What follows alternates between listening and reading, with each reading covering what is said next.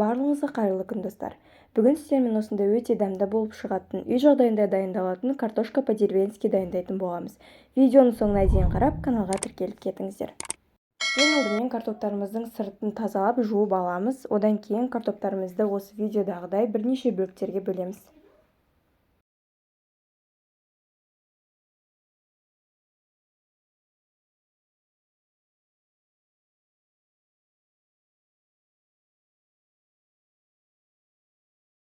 Барлық картоптарымызды турап болғаннан кейін қайнап тұрған суға картоптарымызды салып 4-5 минут шамасында қайнатып аламыз.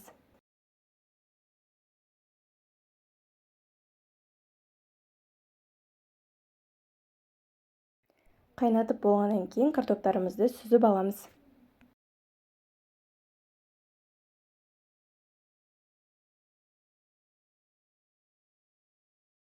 Енді сүзілген ыстық картоптарымыздың үстінен сұйық майды және өзіңіз қалаған дәмдеуіштерді қосып араластырамыз. Менде ол тұз, қара бұрыш, қызыл бұрыш және де паприка.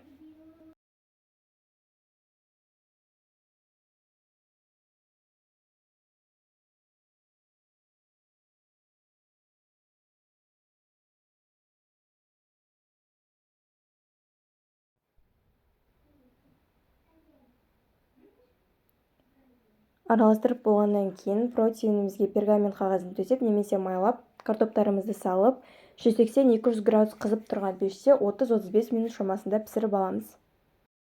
Осымен картошка по-деревенскіміз дайын болды. Міндетті түрде жасап көріңіздер. Видеоны лайк басып, каналға тіркелуді ұмытпаңыздар.